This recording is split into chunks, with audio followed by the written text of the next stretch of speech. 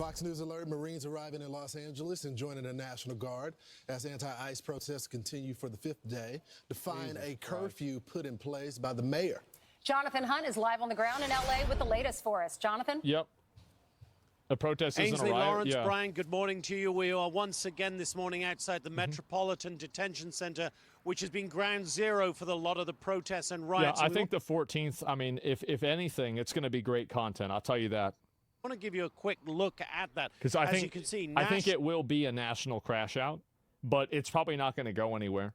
National Guard troops are covering the entrance to the Metropolitan Detention Center. And as you look just behind them, you can see one of those white transport buses that have been used to bring in some of the arrested illegal immigrants into and out of this the bars facility. on the windows. And it was when one of those buses moved yesterday afternoon that the first clashes of the day really began. Police decided at that point, after having a couple of bottles thrown at officers who were escorting that bus, that they needed to push the protesters back. As I said, bro, that guy in Florida, he had it right. If you're shooting fireworks at the police, like you gotta, and also here's the funny thing is that if the police say that they're gonna do that, people aren't gonna be bringing bricks and throwing them because they don't want to die. So that's how, again, like it's peace through strength, like unironically. Like if you tell people like if you do this, you're dead. They're not going to do it. Protested through some fireworks at some point. They continued to throw bottles and rocks at the officers, so they pushed them back pretty strongly. There was once again just one more scene that really riled up the president. This is a new one? And he took again to X this morning to say that this is all the fault of California Governor Gavin Newsom. President Trump writing on Truth Social, excuse me. The incompetent governor of California was unable to provide protection in a timely manner when our ICE officers... This is peace through strength. Yeah, they did that during Tiananmen Square with tanks. How'd that go? I mean, I don't know what you mean. So, like, you're saying that, like, because the Chinese totalitarian communist government has, you know, like, done something really bad in 1989, that now we can't enforce the laws? How does that work? Patriots they are, were attacked by an out-of-control mob of agitators, troublemakers, and/or insurrectionists. Make America great again. Now, it's as a result of all of these riots that we've seen and the looting on top of that, that Mayor Karen Bass of L.A. introduced an 8 p.m. curfew last night. No surprise there at all. As that curfew began, hundreds of protesters once again tried to shut down the 101 freeway, which is the main artery running right through the heart of downtown Los Angeles. Police again moved in after the protesters cut through fences to get on to the 101. They started. We watched this one live. This is whenever they all got arrested. They got put in that LAPD bus. This is the magic retard bus, and it takes them straight to jail. Rounding them up, as we understand it, something like 67 arrests were made in all. And as all of this was unfolding last night, Governor Gavin Newsom decided to deliver his own address. It was very much in a presidential style, no doubt, with an eye to 2028. And Gavin Newsom once again took the Trump administration to task. Listen here. This administration is pushing mass deportations, indiscriminately targeting hardworking immigrant families, regardless of their roots or risk. What's happening right now is very different than anything we've seen before. Well, yeah, that's what people voted for. And guys, we're voted just less than 1 hour from this first curfew being lifted now, and we'll wait to see if the protesters come back onto the streets of L.A. today. It's not going to happen. Back to you guys. Jonathan, for the most part, when do you start seeing this stirring? I mean, here it is, what, 5 They keep avoiding the word illegal? When do you start seeing the stirring of the protesters? What time, roughly? What are the chances someone will get killed tomorrow? Pretty low. I think that usually people get killed when... Like, the more police that are out there and the more force that's out there, the lower the probability of somebody getting hurt, I would say, really is. And I think that really bad things usually happen when you let people run wild.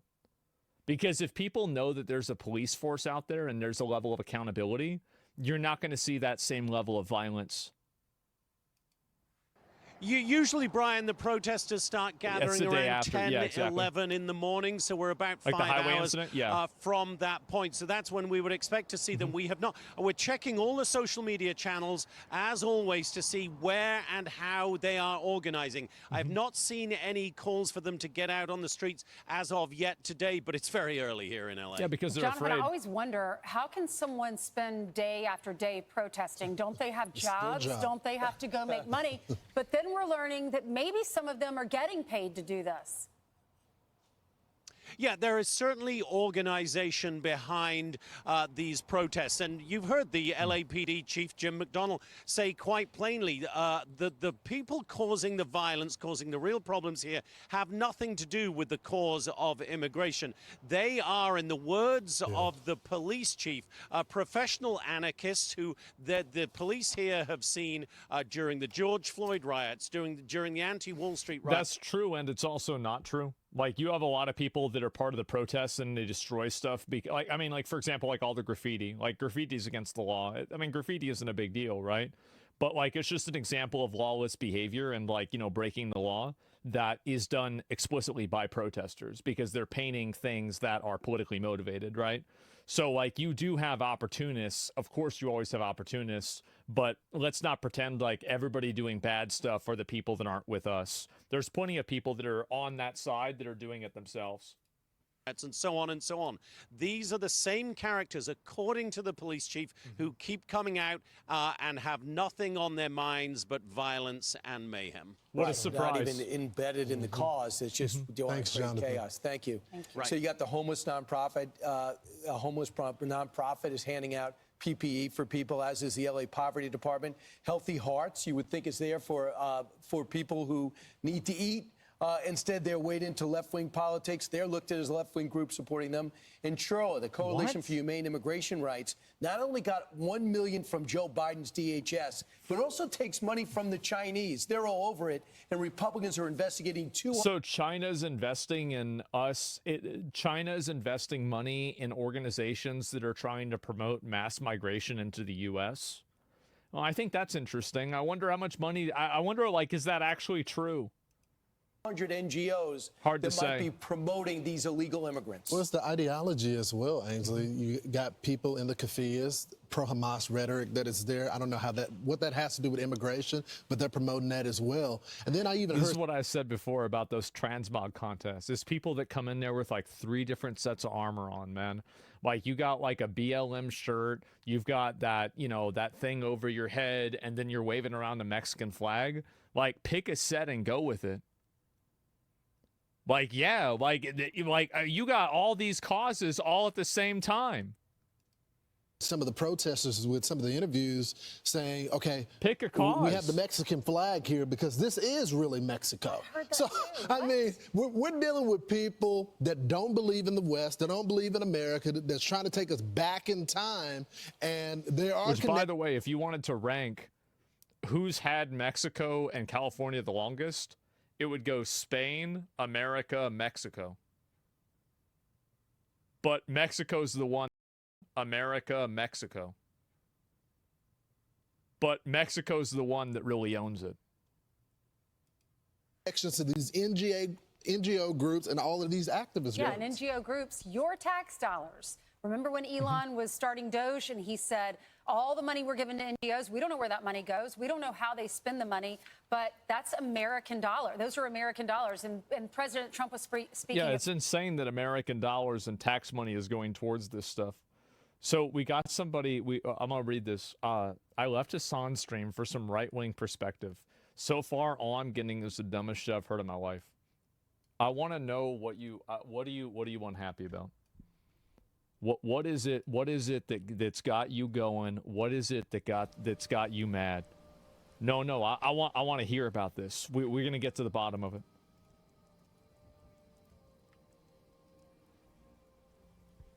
Let's see. No, it's all right. We're going to figure it out. We're going to get to the bottom of it.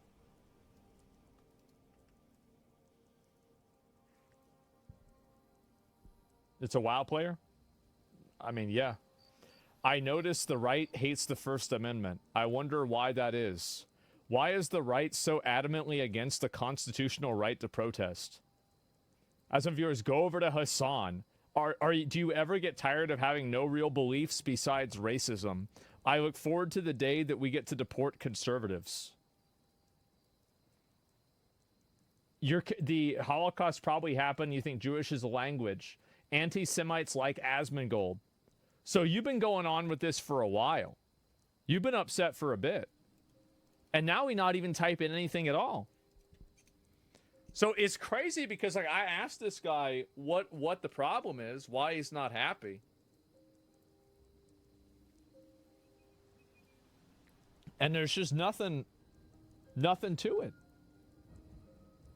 It's always interesting to me whenever these people talk about this stuff, and it never goes anywhere. There's never any actual thinking at all with this. Someone's been stuck on a 99% thing for months? Yeah. What do you expect from a WoW Classic Raider? Well, this guy could actually... RMD is that's an arena team. Rogue Mage Druid. So, like, the problem really is that he's playing retail. So, like, this guy's really down bad. He dipped? Yeah, he's gone. He gone. I just want you guys to see that, like, you know, usually when people come in and they argue and stuff like this, it's all hot air, bro. Like, there's never anything to it. Fort Bragg. He said, you want to burn the flag? He said, I think you should go to prison for a year if you burn the American flag. Well, look at this upside down, which shows in distress. Insane on the highway. This is yesterday, too. So they have not wised up. You're not going to win over the American public to your cause with Mexican flags in Los Angeles. Kyle Scheidler he's with the Center for Security Policy, and he joined us early to talk about what's going into the planning behind this and where does this money go. Listen. We have a lot of smaller groups who usually cover themselves as community organizations that do a lot of the crowdfunding to pay for this kind of equipment. You know, those masks that they were showing, they go for about $35 on Amazon. So they're not overly expensive, and they can raise several $1,000s. Yeah, but if you get 1,000 of those, that's a lot of money. Pretty quickly. My guess is that they've been preparing to do this since before Donald Trump was president. The strategy, the overall strategy, the political imagery, that stuff will be determined in advance. What the topic is that they want this to be done on, and we knew that they were going to do this on border security and immigration for some time. This online yesterday, and this is from Barack Obama in his book, The Audacity, Hope, in 26. Don't tell me he's going to talk about how bad deportations are. Do not tell me Barack Obama has chimed in about deportations. Said, if I'm honest with myself, I must admit that I'm not entirely... Said, if I'm honest with myself, I must admit that I'm not entirely immune to such nativist sentiments when I see Mexican flags waved at pro-immigration demonstrations. Sometimes I feel... that was old Obama. Yeah, that was based Obama. Right, yeah. Oh, right. So he said the exact same thing. Listen to this again. Him saying the exact thing. If I'm honest with myself, I must admit that I'm not entirely immune to such nativist sentiments when I see Mexican flags waved at pro-immigration demonstrations. Sometimes I feel a flush of patriotic resentment when I'm forced to use a translator to communicate with the guy fixing my car. I feel a certain frustration. Now, that's Barack Obama back then. And then you look at the Democratic Party today. That's crazy. I mean, he would be considered MAGA with a quote like that from his book. His party They call him a racist for that. Totally lost He'd be a racist. Well, and did you see on social media, I think we have a picture of it, the tactical gear that they're giving out to people who are rioting, and it's advertised on social media. And there it is. There it is. Look for signs and backpacks that say PPE kits. What is this, what are these, like, NPC vendors? Various snacks, sunscreen, eye drops, and candy.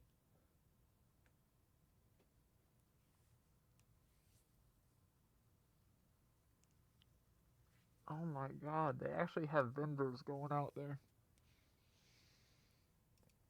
These are all the supplies you get if you go out there, according to Operation Healthy Hearts, which was that organization you were talking about, Brian. Healthy Hearts. Legal aid, travel. Wait, what is Operation Healthy Hearts?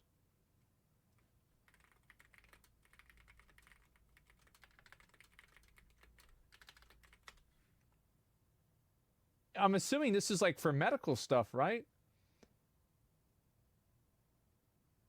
It's for, and community support to vulnerable populations. It's for food. Hotel stays, all that money and those equipment, money goes into these organizations and they're given out to the rioters. And guess who's firmly behind them? Gavin Newsom, who looks at Trump as the problem. Attorney General Pam Bondi is coming up in 10 minutes. Can't wait for that. Yeah. Fox News alert: California Governor Gavin Newsom is blaming President Trump for the riots in Los Angeles after a judge rejected Newsom's motion to block the Marines and National Guard from deploying. This brazen... I love, my favorite part about this guy was when somebody posted a video of when there were riots and things were burning down in LA in 2020. And then he corrected them. He says, guys, this isn't from 2025. This is from 2020. Which is like, basically, okay, so you let this shit happen twice? How does that happen? Abuse of power. Yeah, no, that wasn't this time I fucked up. That was last time I fucked up. Putting our people, our officers, and even our National Guard at risk. California may be first, but it clearly will not end here. Other states are next. That's Democracy is next. Democracy is under assault. A vote happens. You lose the vote. The person who wins the vote does the thing that they said they were going to do. You don't like it. Democracy is under attack.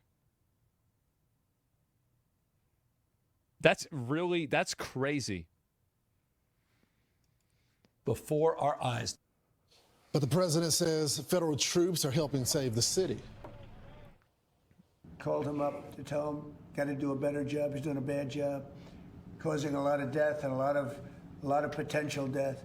If we didn't send out the National Guard, and last time we gave him a little additional help, you would have, Los Angeles would be burning right now. Joining us now, the United States Attorney General Pam Bondi. Madam Attorney General, thanks so much for joining the program. Thanks, Lawrence. So tell me about this lawsuit, and what do you make of the governor blaming the president for the actions of illegals in this country not abiding? Is it all just ego? No, it's the fact that like they use these illegal aliens to increase the amount of votes and the influence, the amount of influence that to increase the amount of influence that they have in politics. So like you're using these people basically as like a, like a population buff. And so you get more votes and you get more accountability, or not accountability, but you get more representation. So like that's obviously why, right? I mean, it makes sense. By the court order, the warrants to come pick them up, and the protesters that are now activists that are throwing stuff at the cops. Well, Lawrence, evidently, Gavin Newsom has not been out to the scene. He has not turned on the television set to see the incredible amount of violence that is happening in Los Angeles. President Trump is going to make America safe again. We're going to protect Americans, and that includes Californians. If Gavin Newsom isn't going to protect them, we are. He also failed to declare an economic disaster. Had he done that, Kelly Loeffler and the Small Business Administration could have come in and helped all those businesses that were being looted. We could have given them federal funding, but he's refusing to help even his own small businesses in California. And if you loot a business in California during this, we're charging you with robbery under the Hobbs Act. No longer are the days of non-prosecution for looting. It's a criminal act. You've seen on the news all these stores being burglarized, vandalized. We've also seen, Lawrence, all of our police officers, all of our federal, state, local law enforcement officers being abused out there, trying to keep California safe. Jointly, we've all made over 190 arrests, more coming. If you hit a police officer, you assault a police officer, state or federal, we are coming after you. Thank God. So, Molotov cocktails, no longer. So tell us, the other day, I think it was a couple days ago on Sean Hannity's show, you released the FBI warrant out for this masked guy that was throwing bricks at the cops. Yeah, they got him. What's the latest on that investigation? They got his ass. The other individuals that were throwing the bricks at the cops. Yeah. They want more illegals counted in the census? Yeah, that's the reason why. is coming. He is now on the most wanted list. He is on the run, and that's where he better be. He should turn himself in because he is looking at federal prison time. They're going to find you. He thought he could wear a mask and get away with this, but with our technology now and incredible law enforcement work with FBI, DEA, ATF, working with ICE, working with Homeland Security, we're coming after you. We're getting these videos. We're seeing what you're doing. We're finding you. This guy's face is all over the news now, and we are going to catch him. We're seeing a connection between these individuals on the street. You got the pro-Hamas crowd, you got the greenies, you got the... It's crazy how they support literal terrorists, man. Like, I can understand, like, you know, the whole Free Palestine thing. I get it. But, like, you really gonna support terrorists? I mean, like, that's a... I mean, like, can't you, like, you don't... It doesn't have to be both, man. Occupy Wall Street people, Yeah, exactly. and then you got Like, yeah, these people it's that want weird, to advocate bro. Like, for the wow. illegals to stay in this country.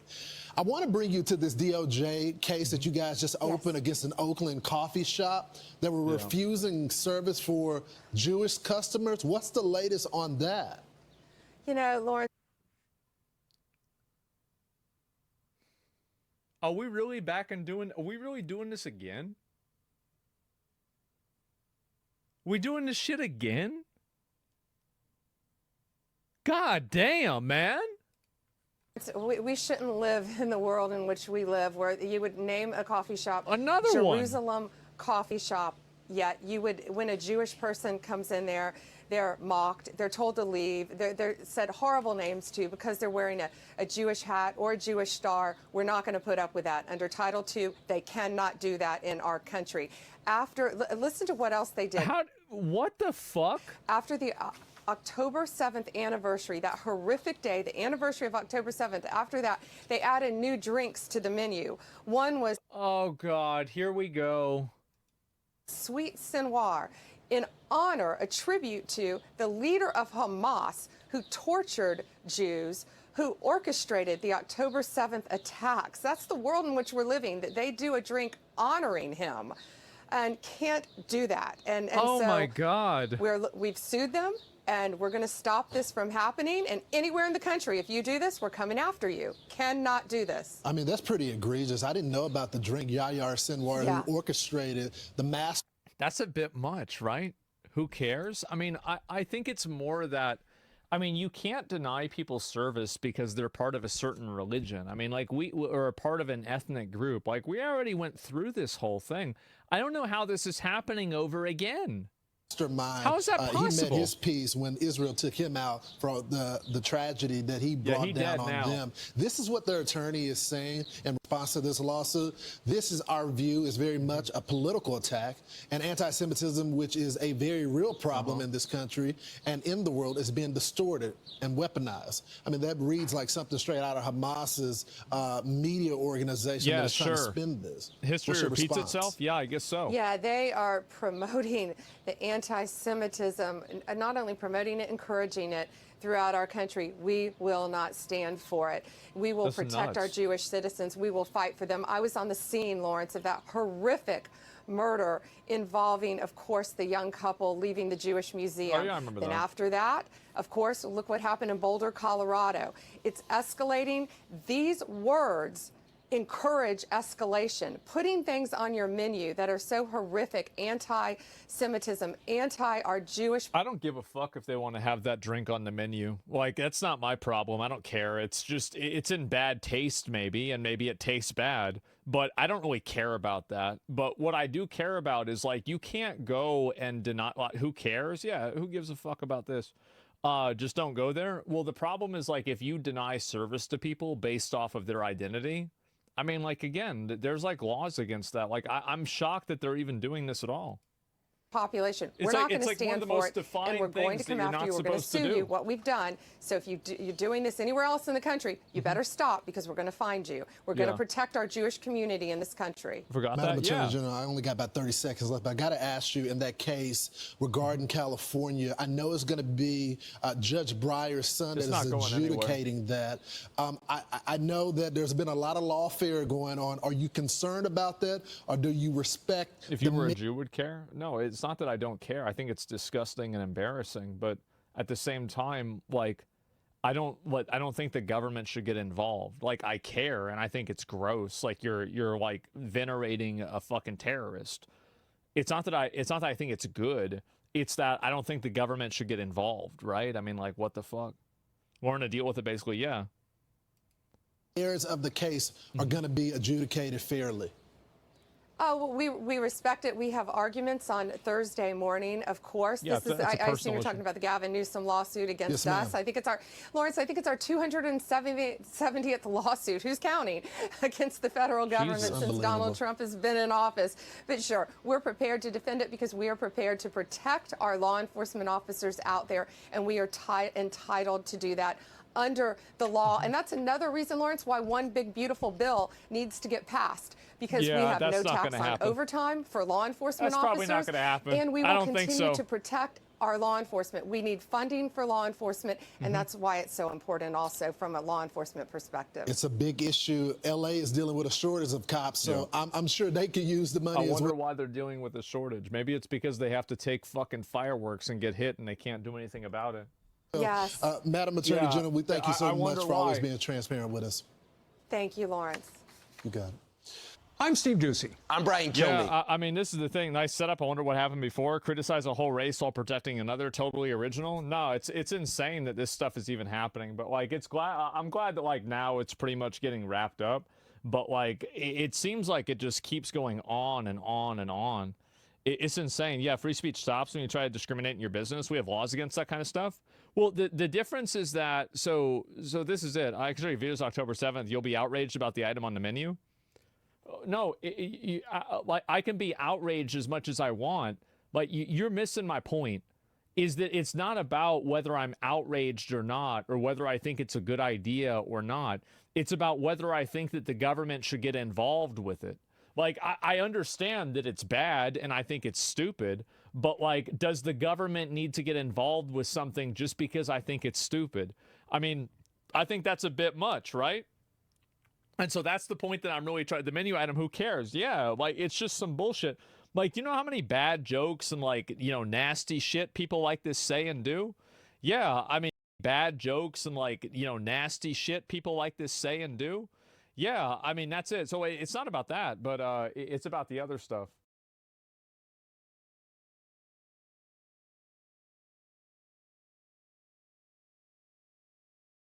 You're ready.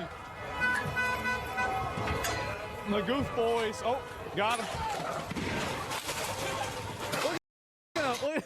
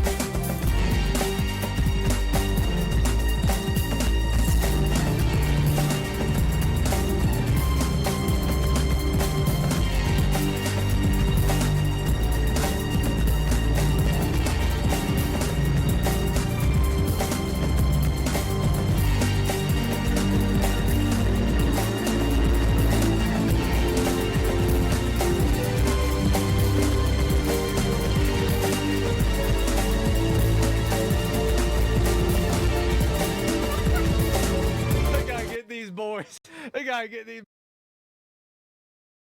You're ready. The Goof Boys. Oh, got him.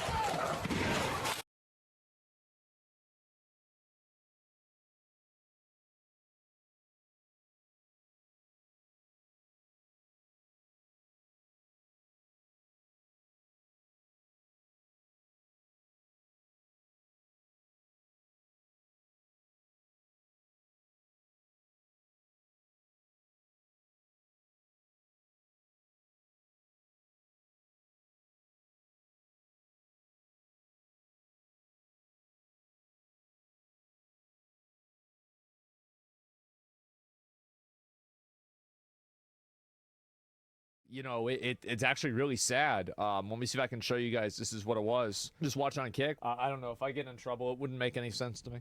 But yeah. Anyway, so could be pilot error. Yeah, and you see that plane coming up, right? You see it going up. The one guy survived, barely sustained any injuries. Everyone else died. One dude actually survived this. God damn. And you can see like right there, it's starting to lose. Seems like the engine, like it was like things were going, and then they stopped going.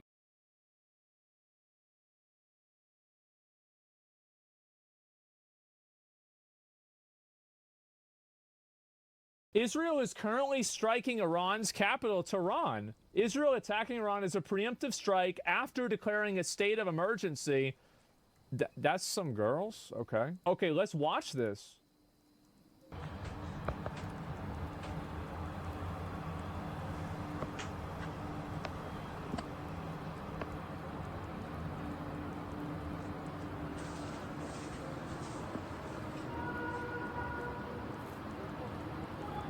Oh, I guess it must have blown up. So this is in Tehran? Nothing ever happens? I mean, I feel like it's happening. Like, you look at that, it's just smoke. Well, I mean, what do you think it is? I mean, how do you think it happened? You think somebody just lit a fire? Nothing ever happens. Shut defeated. Nothing ever happens. Shut defeated.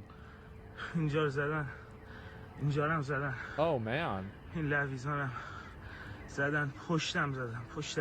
True, man. Like, that's the way I would feel too. Holy fuck. I mean, it seems like, I mean, these are like, it's a peaceful preemptive strike. Oh, wait. Are these bombs freedom of speech? I think they might be. Oh, no. I feel like this is the resounding opinion that a lot of people have about this, is that they just don't want to have this shit happen, right? PC Games gives Stellar Blade a 6 out of 10. I'll complain about that tomorrow. I feel like World War III is a little bit more relevant. How is this America's problem? I mean, like, I don't want to see, like, the thing is, like, if the Ukraine attacks have shown anything, it's that we don't need to have, like, U.S. troops go over there to even have a military interaction with them, right? I mean, like even if the U.S. military wanted to get involved, like, okay, send a few flying lawnmowers over there, send the fucking drones. Like, yeah, exactly, right? Yeah, send it. Yeah, bro, like, let's just literally phone this shit in, you know? All right, okay. Okay, this is the nuclear, and all right, boom. Okay, problem solved. That's it. And send the migrants over there? Well, I don't know about that. Does the U.S. even involved in this? I mean, I think that there's a good, like, the guy that was, the schizo in there, I mean, like, let's be honest. Did Trump say anything about, like, whether he knew this attack was going to happen or not? Because, like, if Trump comes out and says he didn't even know this shit was going to happen, I feel like that's pretty fucking big, man. Okay, let me read you these announcements from Israel while keeping the video on the screen. This is from Israel's, from the IDF. The IDF says, this is Israeli announcement from 2 minutes ago, Israel says, the IDF has launched a preemptive strike to damage the Iranian nuclear program. Okay, this is coming from the Israeli military. They say The IDF has launched, the IDF spokesman announces that a short time ago, the IDF, under the guidance of the political echelon leadership, launched a precise and integrated preemptive strike based on high-quality intelligence with the aim of damaging the Iranian nuclear program and in response to the Iranian regime's ongoing aggression against Israel. Dozens of Air Force aircraft recently completed the opening strike, which included attacking dozens of military targets, including nuclear targets in various areas of Iran. Wow. The public must obey the Home Front Command's instructions, which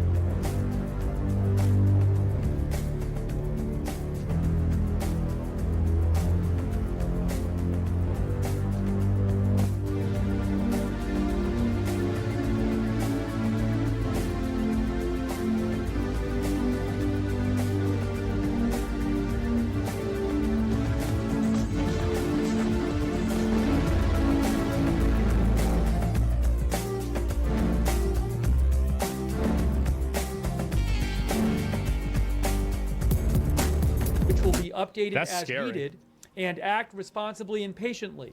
The IDF and the relevant bodies are prepared for many scenarios in defense and attack as needed.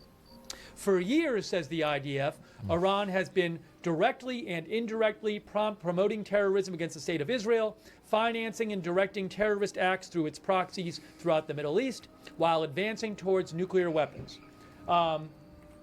IDF says the Iranian regime is the primary perpetrator of all terrorist acts committed against the state of Israel since the beginning of the Iron Sword War, including arming and financing the Hamas terrorist organization responsible for the events of October 7th. During the Iron Sword War, Iran even attacked Israel directly twice, firing hundreds of missiles and unmanned aerial vehicles, drones into the country.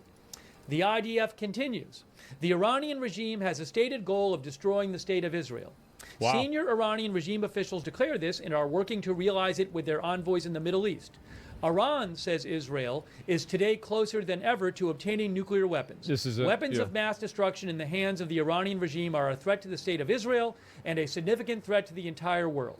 Oh, he's reading a different translation. The state of Israel will not allow a regime whose goal is the destruction of the state of Israel to possess weapons of mass destruction. This guy, this was nuts. He was getting like real-life threats for trying to call out botting in WoW. I received one this very morning from a Discord in Taiwan. I will never get tired of watching these. I don't think that I ever will. Argo hits hard, especially when he walks the tank. Yeah. Yeah, actually, that's pretty... This is a story. Think about this. How many times have you had to replace a toilet in your life? 5? 6? Yeah, 7 more times? than that, I believe. Scammers that I didn't ask. Is human designers made these by hand. So I asked to have the same artist draw hand the full 6,500. Yeah, so for that we have research on the keywords. That is incredible value. Yeah. So, wow. Now every successful business needs a plan, and as CEO of Magical Enchanted Toilet Wretch Limited, my job is to count the money. So the scammers that I found on Facebook will have to do the rest. Hold on, let me cut you off because I'm getting really excited about this. My goal is to get every single one of these scammers on a group call. Is someone taking notes? Because I'm not taking notes. And force them to work together. Yeah, I'm taking notes. To make my business dreams come true. I don't really like Sam very much. Because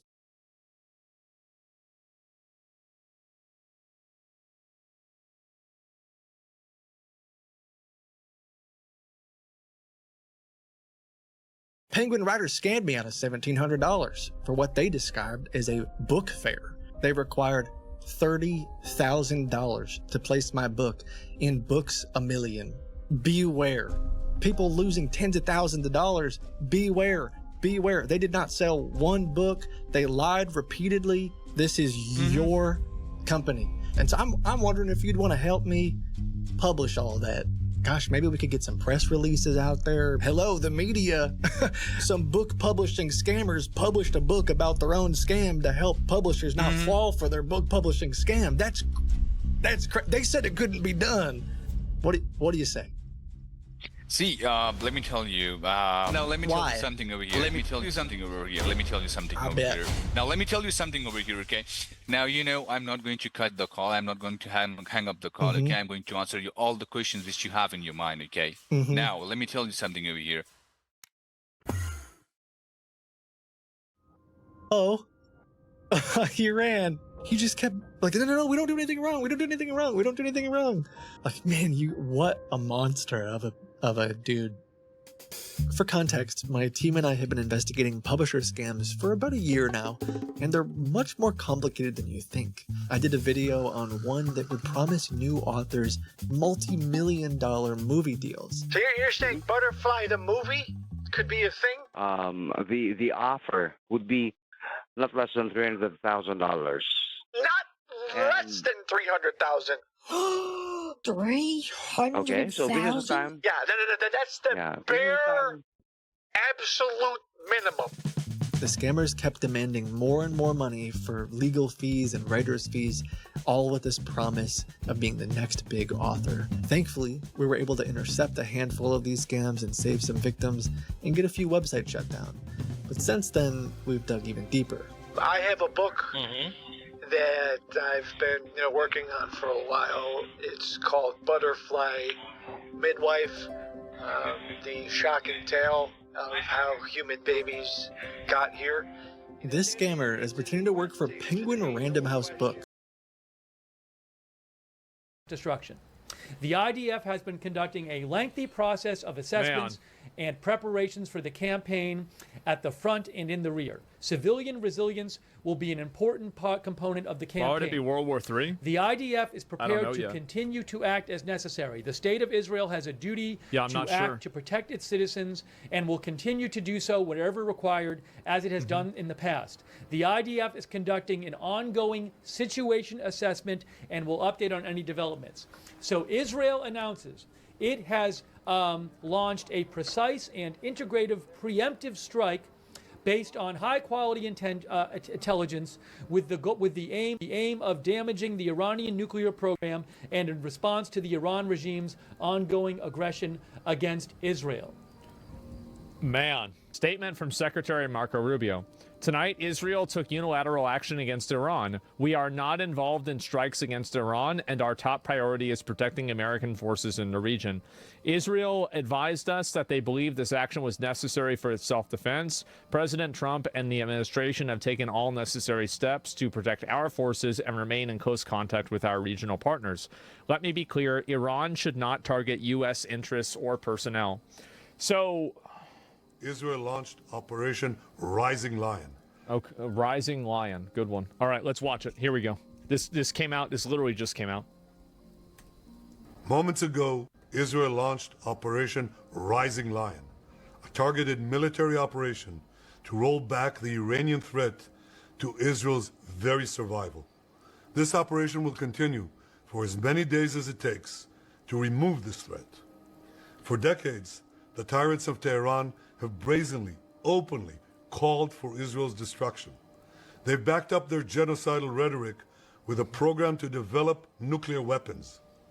In recent years, Iran has produced enough highly enriched uranium for 9 atom bombs. 9. That's a lot. In recent months, Iran has taken steps that it has never taken before, steps to weaponize this enriched uranium. And if not stopped, Iran could produce a nuclear weapon in a very short time. It could be a year, it could be within a few months, less than a year. This is a clear and present danger to Israel's very survival. 80 years ago, the Jewish people were the victims of a Holocaust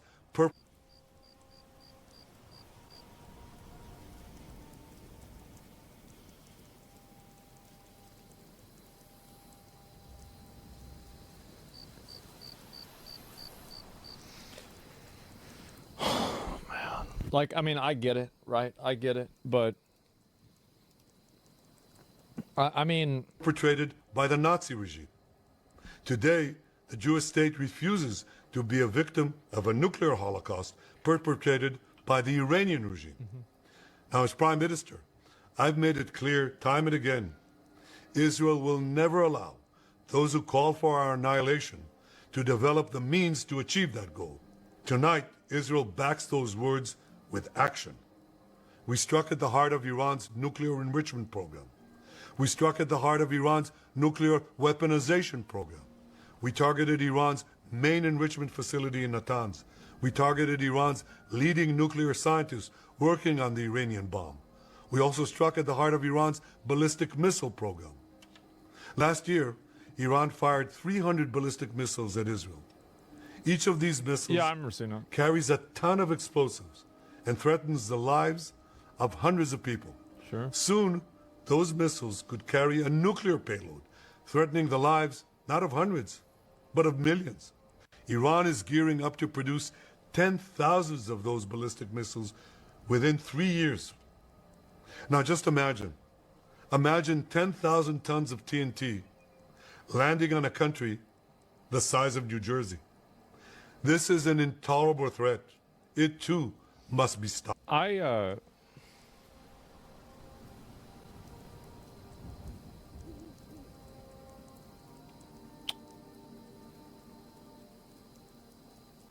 I feel like in general, like, I mean, I sympathize with them, and I'm sure it's bad, but I also find it to be relatively distasteful that it seems like this is like you're structuring this and providing a frame of reference. It's almost like this address structuring this. I also find it to be relatively distasteful that it seems like this is like you're structuring this and providing a frame of reference. It's almost like this address is for the American people to like get them on your side.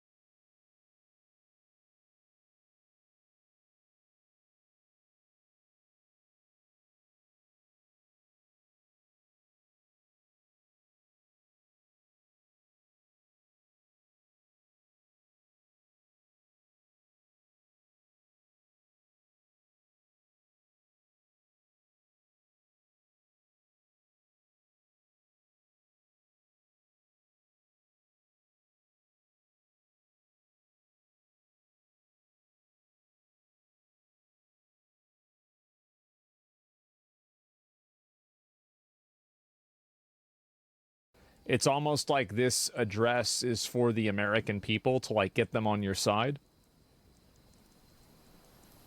Yeah, like, this guy's saying it. Like, I mean, I'm just going to read what you said because it's literally what I think. He's mentioning New Jersey and speaking in English to try to gain American sympathy and support. That's exactly what thank you for saying what I was trying to say. Iran is now working on what it calls the new plan to destroy Israel. You see, the old plan failed. Iran and its proxies try to encircle Israel with a ring of fire and to attack us with the horrible attack of October. This might be a stupid question, but, like, why does Iran want to destroy Israel so bad?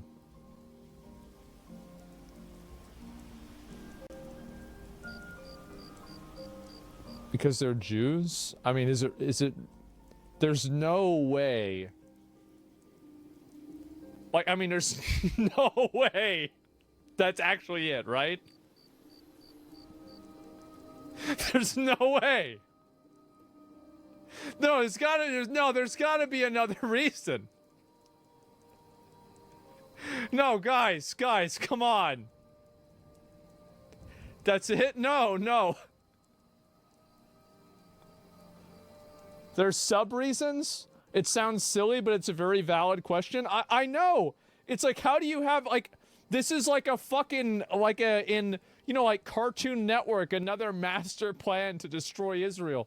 Like, I mean, I bet probably, I don't know. Do a lot of Iranian people even get behind this? Or is it just their government? No. Oh my God. October 7th. But the people of Another Israel, master the soldiers plan. of Israel, rose like lions to defend our country. We crushed Hamas, we devastated Hezbollah, we hit Iranian proxies in Syria and Yemen. And when Iran directly attacked us twice last year, we struck back inside Iran itself. Sure. Yet in defending ourselves, we also defend others. We defend our Arab neighbors. They too have suffered from Iran's campaign of chaos and carnage. Our actions against Iran's proxy Hezbollah led to the establishment of a new government in Lebanon and the collapse of Assad's murderous regime in Syria. The peoples of those two countries now have a chance for a different future, a better future. So too do the brave people of Iran, and I have a message for them. Our fight is not with you. Our fight is with the brutal dictatorship that has oppressed you for 46 years. I believe that the day of your liberation is near. And when that happens, the great friendship between our two ancient peoples will flourish once again. Surely this time. I mean, I think that there's a degree of that that's probably true. Like, I know that, like, it's mostly probably, like, it's wishful thinking, etc. But I think that there's probably a good, like, amount of people that probably feel this way in both countries.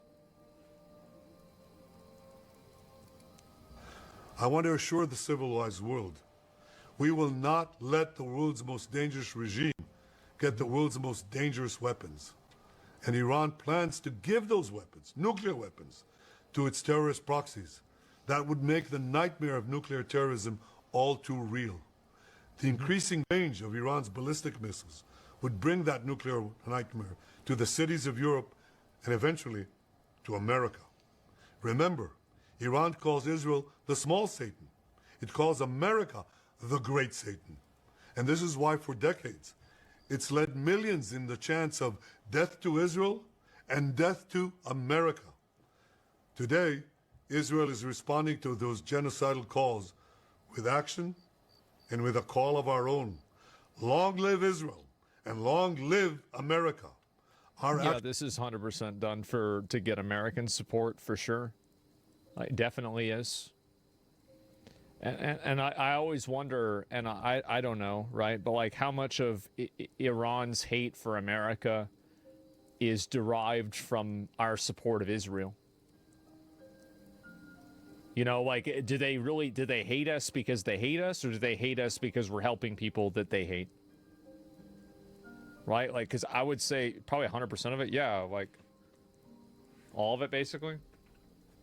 I don't know. I mean, I don't think that, like, I mean, a lot of these questions, I don't think that, like, there's really answers to them.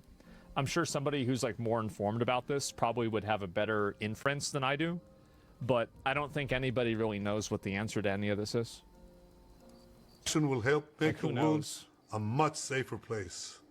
I want to thank President Trump for his leadership in confronting Iran's nuclear weapons program. He has made clear time and again that Iran cannot have a nuclear enrichment program. Today, it is clear that Iran is just buying for time. It refuses to agree to this basic requirement of peaceful nations. That is why we have no choice but to act, and act now. The hardest decision any leader has to make is to thwart a danger before it is fully materialized. Nearly a century ago, I think that's true. Facing the Nazis, a generation of leaders failed to act in time. I think that Israel and, like, whatever their PR is need to realize that there's, like, a huge contingency of people that really don't like the expectation that Americans have some sort of, or, like, Westerners have some sort of original sin because they were, you know, like, part of the same culture as the Nazis. And I think this is especially true with young people. Like, the support for Israel is very much generational. There's a fun fact about Iran is that Islam is the fastest shrinking religion there, while Christianity is growing the fastest. Soon the government will no longer represent the people. Is that really true? Like, here, remind me about that after I finish this, because I'd love to look that up and find out the data for that. Let's finish the video, because I keep getting distracted. Paralyzed by the horrors of World War I, they were determined to avoid war at all costs. Yeah. And they got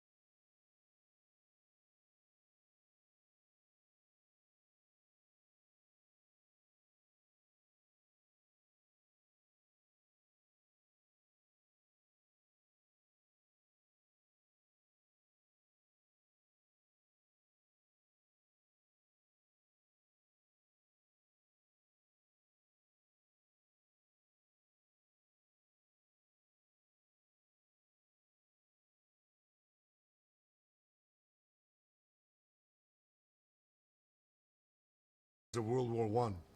They were determined to avoid war at all costs. Yeah. And they got the worst war ever. They adopted a policy of appeasement. They closed their eyes and ears to all the warning signs. That failure to act resulted in World War II, the deadliest war in history.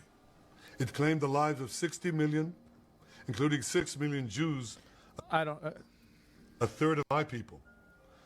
After that war, the Jewish people and the Jewish state vowed never again. Well, never again is now. Today, Israel has shown that we have learned the lessons of history. When enemies vow to destroy you, believe them. When enemies build weapons of mass death, stop them. As the Bible teaches us. Where are people saying 271K?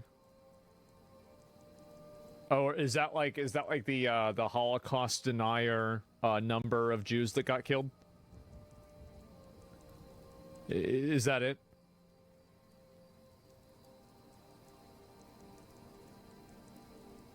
Yes, okay. When someone comes to kill you, rise and act first. This is exactly what Israel has done today. We have risen like lions to defend ourselves. Over 3,000 years ago, Moses gave the people of Israel a message that has steeled their resolve ever since. Be strong and courageous, he said. Today, our strong and courageous soldiers and people stand together to defend ourselves against those who seek our destruction. And by defending ourselves, we defend many others, and we roll back a murderous tyranny. Generations from now, history will record that our generation stood its ground, acted in time, and secured our common future. May God bless Israel, May God bless the forces of civilization everywhere. Thank you. Yeah, I mean, they clearly, this message is for us, right? It's not for the people of Israel. It's for us.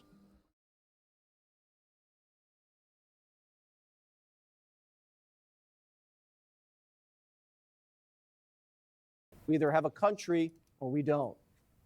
It's time to choose a side. Borders are. Tom Homan is here now. Mr. Homan, what happened over the weekend here?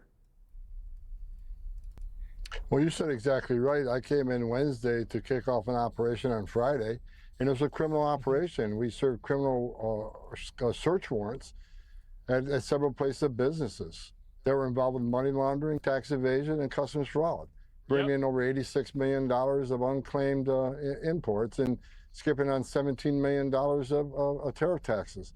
And it's a part of a bigger investigation having to do with money flowing to Mexico and Colombia that fund the cartels, the drug cartels. So we were serving arrest warrants. We were serving criminal search warrants. And that's when the protest started. And as you said earlier, outside this arrest warrant, we arrested 40 illegal aliens working with these businesses.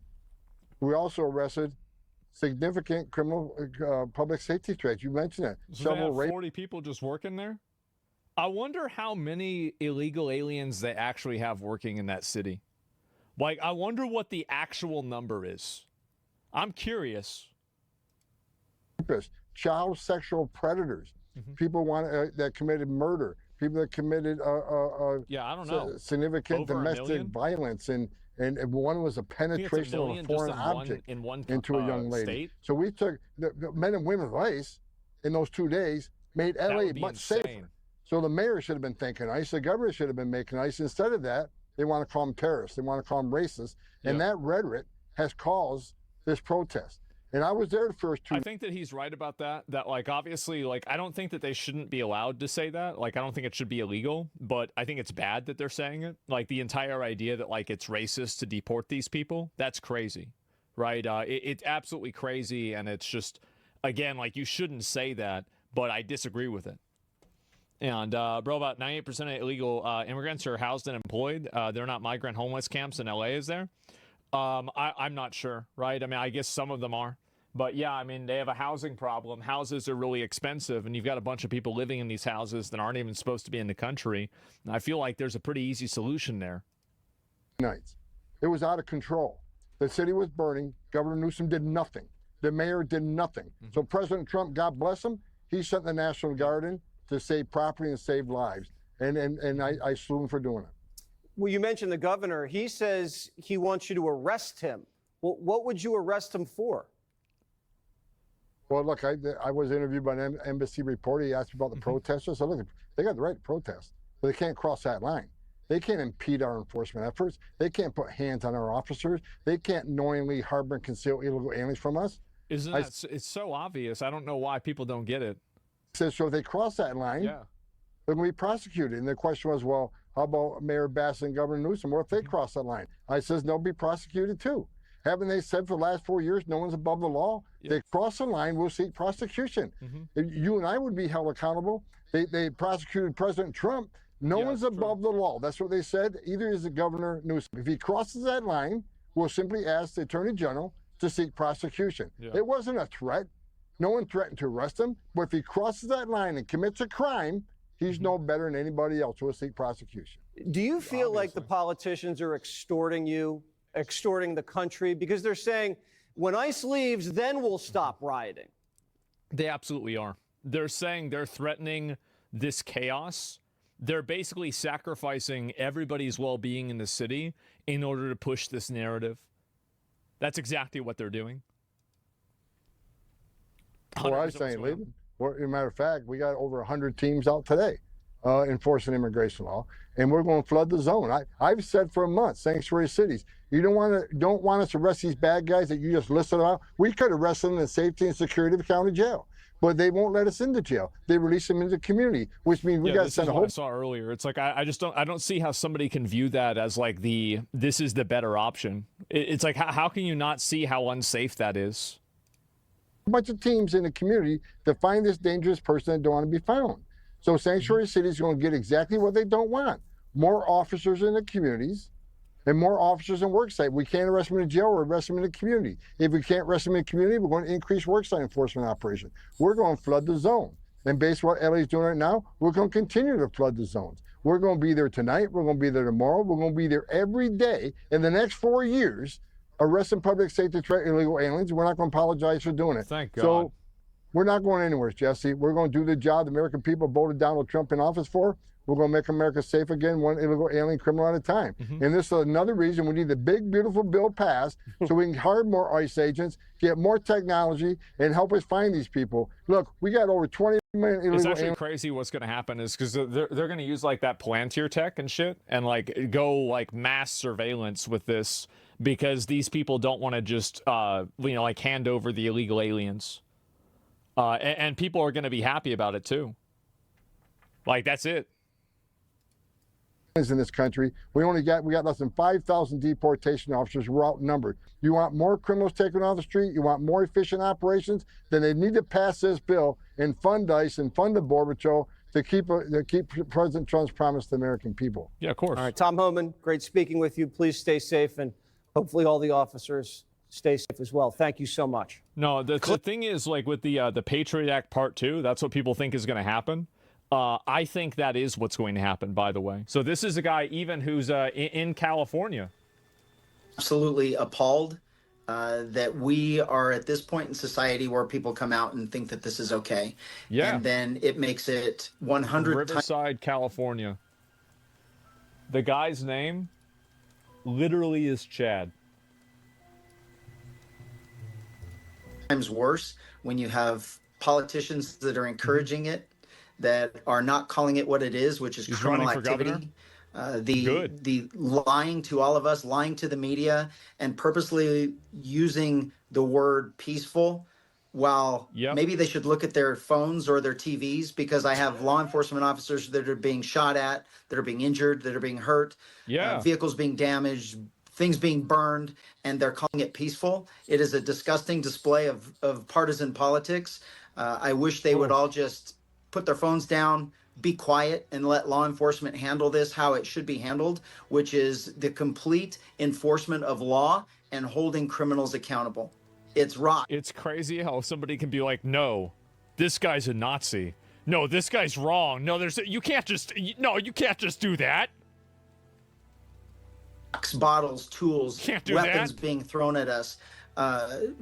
You watched multiple vehicles destroyed yesterday by bricks. There are people hauling bricks into this zone and then dropping them off and leaving them there for weapons. And then, bro, they literally are making ammo drops.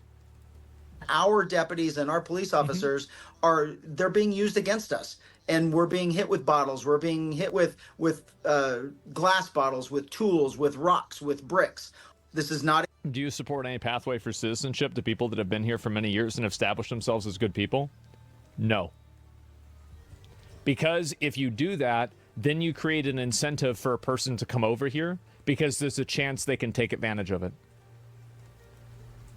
People follow incentives. If you came here illegally and you're not supposed to be here, you got to go. No more carrots. You give people carrots, you know what you get whenever you put out carrots? You get rabbits. That's what happens.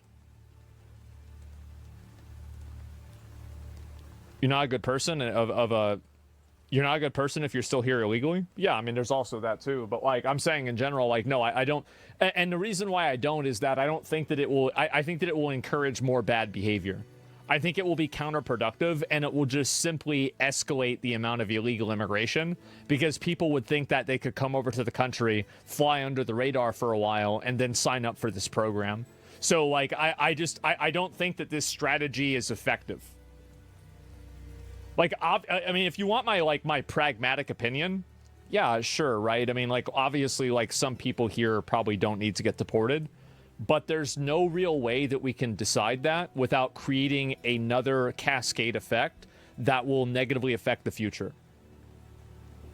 I mean, I think like it's common sense, right? That not every illegal alien here is a bad person or a big problem. No, but you can't figure out like any way that you use to distinguish who's okay and who's not will also be used as an incentive to have more people come here who aren't.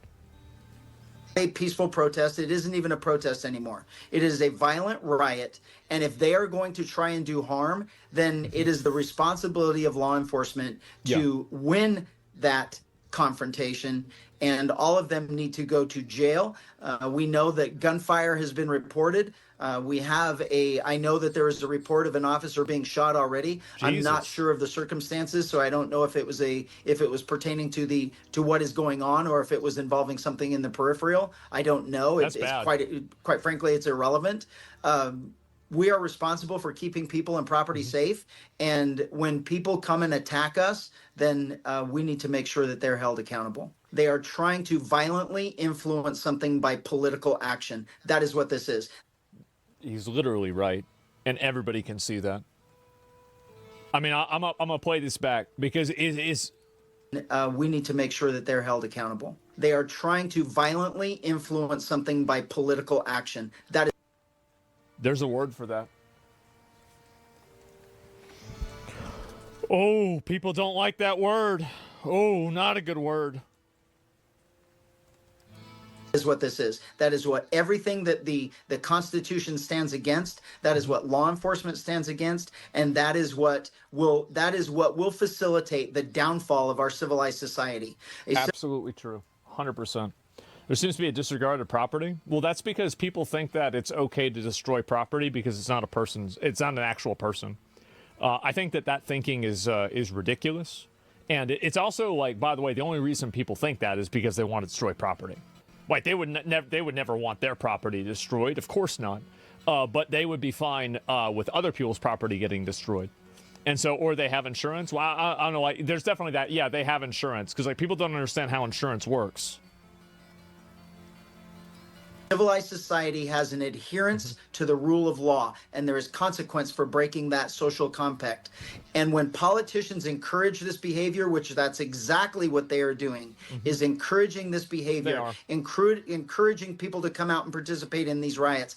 And they lie to us and say that they're encouraging a peaceful protest. No, they're not. They know exactly what they're doing. This is what they do, and they say is they act like these violent actions are a natural consequence of the law being upheld.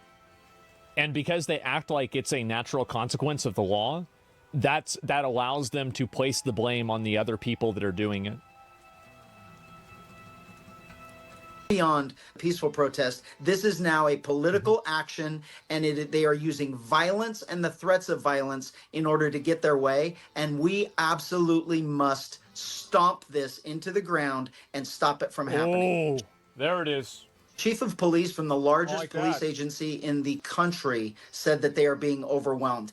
Governor Newsom needs to put his phone down, go sit in his house behind the comfort of his TV screen and a couch and be quiet, because he is doing nothing but fueling this process. He needs to stay out of the way of law enforcement. He knows nothing about this. He knows absolutely nothing about the enforcement of law. He despises the enforcement of law, and he has encouraged this. He has enabled this lawless act that is going on right now. This has been years in the making that he has encouraged. So quite frankly, I don't care what he says. He says everything in a disingenuous manner for his own personal political gain, and we are suffering the consequences. I mean, yeah, definitely. And next to governor, I mean, if this kind of shit keeps up, I could easily see somebody like that winning California, because I think that people really downplay the amount of people that are because I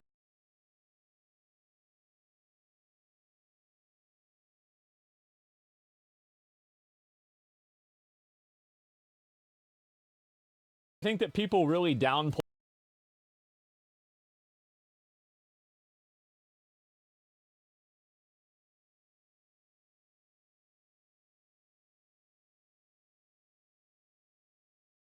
the amount of people that are seeing this and getting very, very upset about it. And you're seeing also now they're like, and this is again kind of what I was hoping would happen, but it looks like they're going to go out of their way and try to do even more of this now. Mr. President, these protests obviously started in reaction to these large-scale ICE operations in Los Angeles. Should people expect to see similar operations in the rest of the country? Yeah. And will similar protests see similar response? As you know, we're moving murderers out of our country that were put here by Biden or the auto pen. The auto pen really did. I mean, the people, whether it's Lisa Monaco or whoever operated the auto pen, these are criminals. The people are criminals that allowed these criminals into our country. And I don't think that Biden knew what the hell he was doing. I don't think he even knew about it. But when they opened up our borders for the whole world to come in, we're going to get them out. We're getting them out. We're starting to get acknowledgement from the courts that, you know, as a system.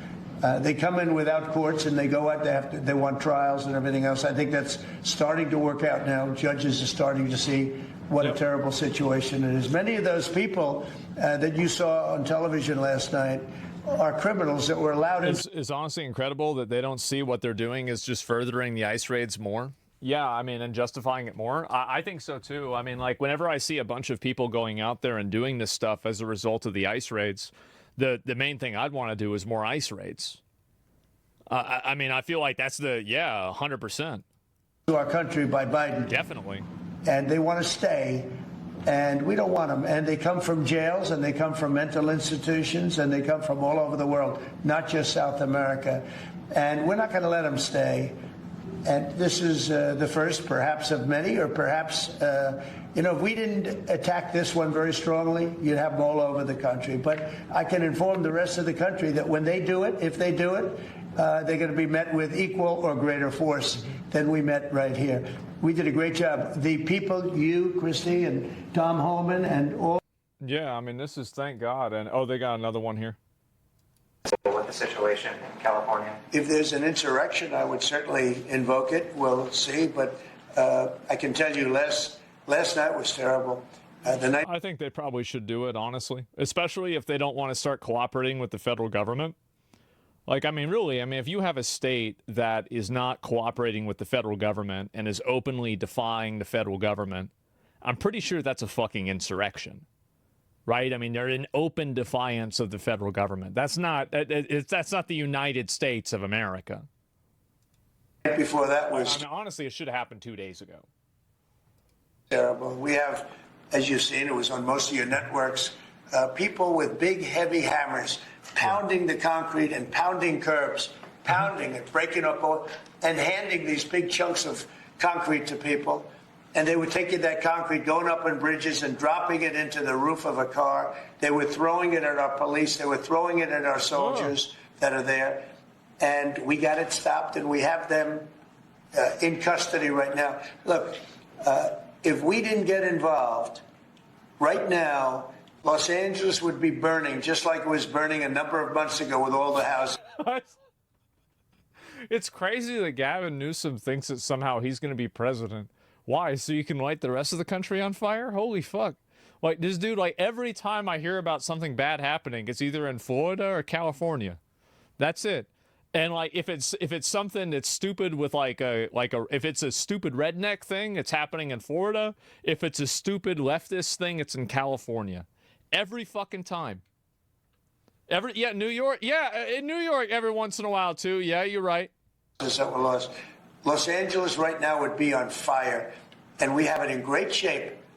We're not playing around. How will you determine whether or not there is an insurrection? Well, you'll take a look at what's happening. I mean, I could tell you there were certain areas of Los Angeles that you could have called it an insurrection. Yeah, 100%. It was terrible. But these are paid insurrectionists. These are paid troublemakers. They get money. And when you take a look at what they do, where they show up and everyone's saying, what's he doing? He's pounding the curbs. This one guy's pounding the curb, breaking the curb, and handing big pieces of granite. In some cases, it's granite and concrete to other people. And they're running out with it. And then we watch the other people, and they try and throw it into the face of the soldiers, throw it into the face of the police, and they hurt some people very badly. They go up on bridges, they drop it down on the cars as the cars are moving. They're not breaking the curb because they're doing a demolition service. breaking it to hand out to people as a weapon. Oh, Jesus. That's bad. It's bad stuff. I've never seen that before. Mr. President, how soon do you want to see FEMA? You know, the reason why we have people doing that, I think, is because of how many survival games we have nowadays. Is you got all these survival games that they make, and they show you how to do this. And honestly, like, it's just like, yeah, of course that's what happens. Of course that's what it is. Yeah, can I do Rust players? Yeah, because, like, they're used to it now. They've been trained. And they've been doing this again here or there. ICE literally just did another raid in Omaha.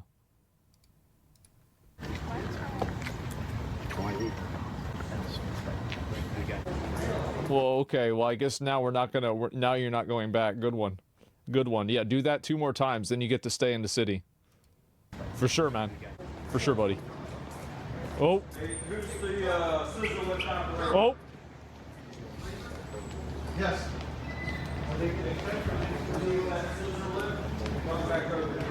Just trying to be hard, man. Yeah, I guess so. Get them out of here. Yep, that's right. They're getting as many as they can. And so they're doing even more raids now today. And by the way, this is the proper response, is that at the moment that people start complaining and crying about this and they start thinking that they can push back against it, then you do it 100 times worse all over the country. That's the main way you do it. Because that way you double down. Yep, that way nobody thinks that, because the worst thing that you can do for these people is that you can reward them. You do something that is like they feel like they're gaining ground or they're getting ahead of it.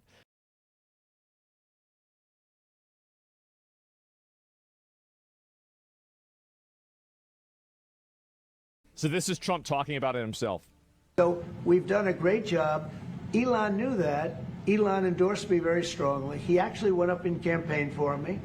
I think I would have won. Susie would say I would have won Pennsylvania easily anyway, even if the governor ran, the real governor, not the governor from Minnesota, he's a sick puppy, that guy. That poor guy, I feel sorry for him. But they made a bad choice with him. But if you pick Shapiro or anybody else, I spoke to him recently about his, his house being set on fire, which was terrible. That was bad. But if they picked him, I would have won Pennsylvania. I won by a lot. But I'm very disappointed because Elon knew the inner workings of this bill better than almost anybody sitting here, better than you people. He knew everything about it. He had no problem with it. All of a sudden he had a problem, and he only developed the problem when he found out that we're going to have to cut the EV mandate, because that's billions and billions of dollars, and it really is unfair. We want to have cars of all types. Electric, we want to have electric, but we want to have a gasoline, combustion. We want to have different. We want to have hybrids. We want to have all. We want to be able to sell. Elon posted that's a lie on X. Well, let me just go through this first. I don't know. When that was cut, and Congress, I'm not sure. Like, how could I know what he knew? Wanted to cut it.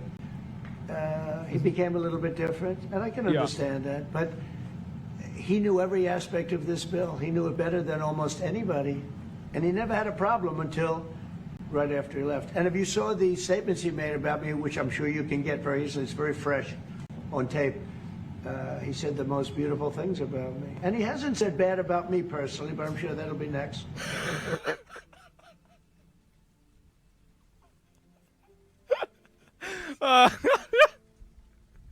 Oh, jeez. Okay, all right, let's go. But I'm very disappointed in Elon. I've helped Elon a lot. Mr. President, did he? I just want to clarify. Did he raise any of these concerns with you privately before he raised them publicly? And this is the guy you put in charge of cutting spending. Should people not take him seriously about spending now? Are you saying this is all sour grapes? No, he worked hard and he did a good job. And I'll be honest, I think he misses the place. I think he got out there and all of a sudden he wasn't in this beautiful Oval Office, and he's got nice offices too. Oh, God.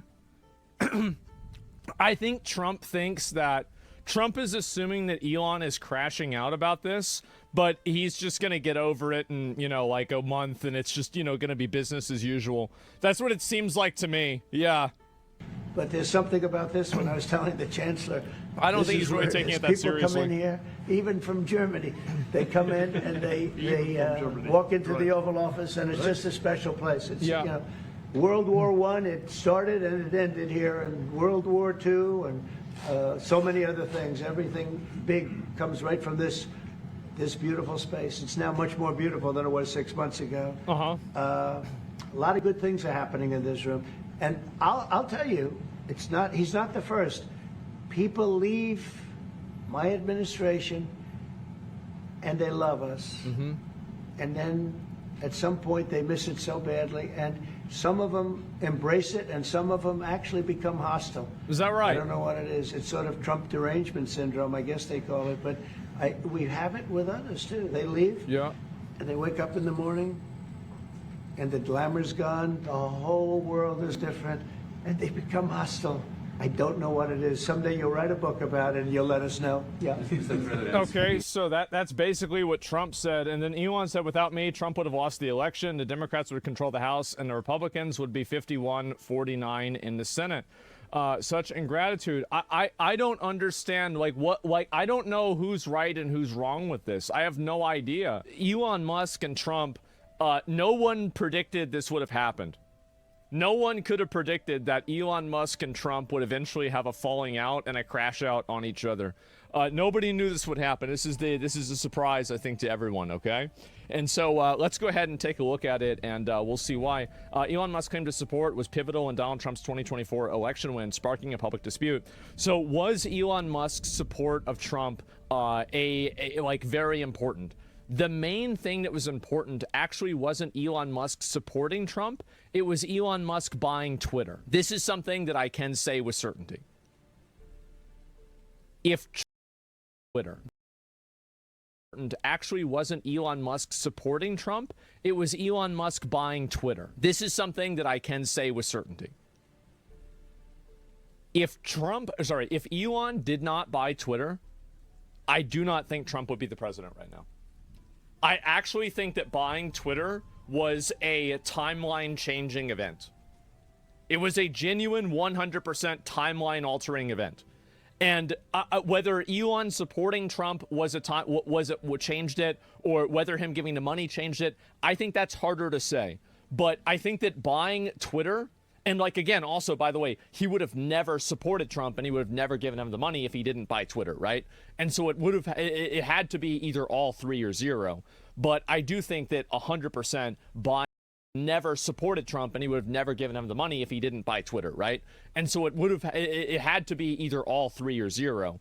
But I do think that 100% buying Twitter was a massive, massive shift.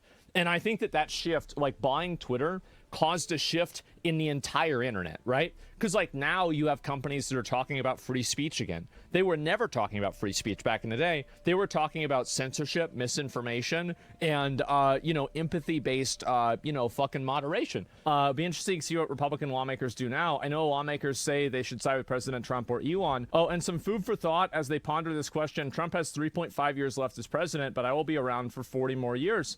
I mean, in my opinion, I don't know why, how is this even a fucking sides issue? In my opinion, I think it's pretty fucking obvious that it's a bad idea and it's not good that you can have a bill and there's 50 things in the same fucking bill. This is a problem. Really? How is this even a conversation at all? I don't know. Who do you guys think is right in this? Is Elon right or Trump? What do you guys think? Yeah, how do you guys feel about it? Elon? I kind of feel like he is too, honestly. Yeah, Trump, Elon's Delulu. I feel like there's such a massive amount of things in the same bill that you have to say yes to everything in. This is a ridiculous premise, a crazy premise.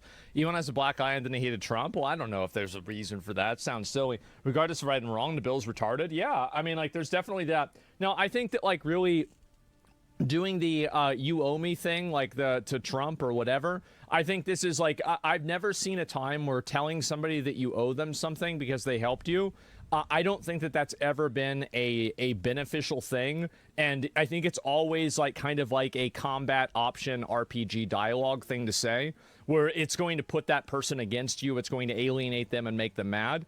And so, like, if you do that, it's just not really, it's counterproductive, right? And so, like, for me, like, remember what I've said before, right? Like, I only say things and do things that are in my best interest, right? And so when I see this, I think to myself, oh, I don't think he's really acting in his best interest here. The bill's incredible for tax cuts and border for deportation. Well, who cares? Like, why are tax cuts and the border in the same bill? These are two different things. It's like, why would you, it's like you're serving, it's like you go to Walmart and, actually, no, that's not a bad example. You go to Home Depot and they also have, they're also selling dogs. Yeah, we've got this enormous federal budget deficit, and it's a $2 trillion deficit. It keeps growing. Our interest payments are higher than our Defense Department budget. That's I think was the real wake-up call for me, was looking at seeing that the interest payments to national debt exceeded the Defense Department budget, and that was only growing. Seems like some bullshit to me.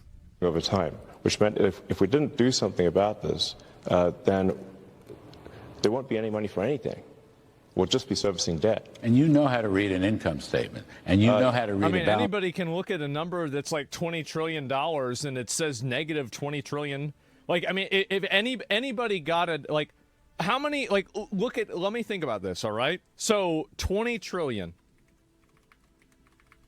Million, billion, trillion.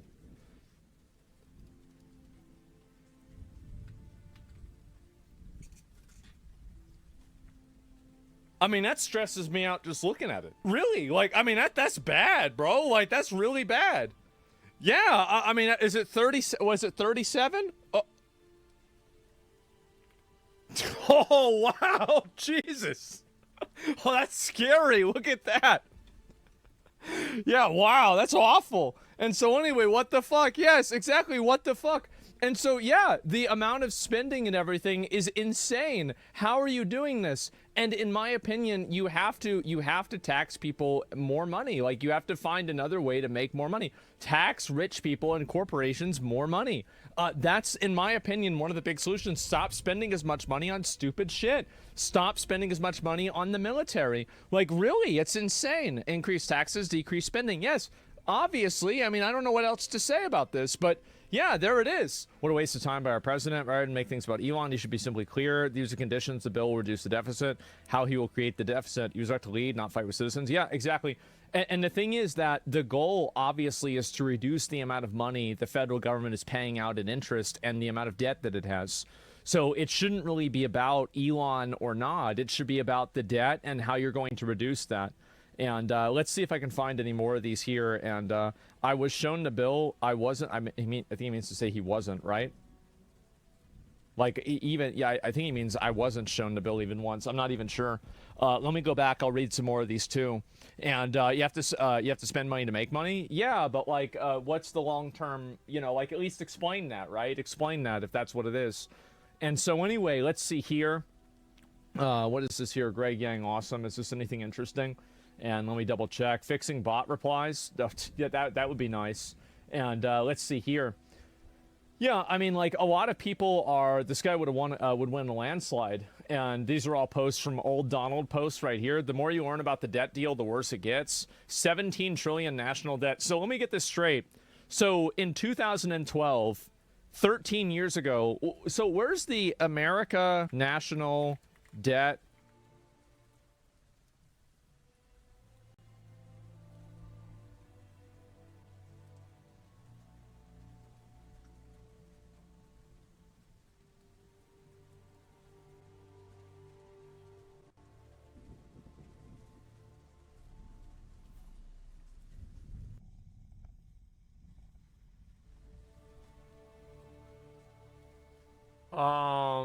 So debt per citizen is $100,000 and debt per taxpayer is $300,000.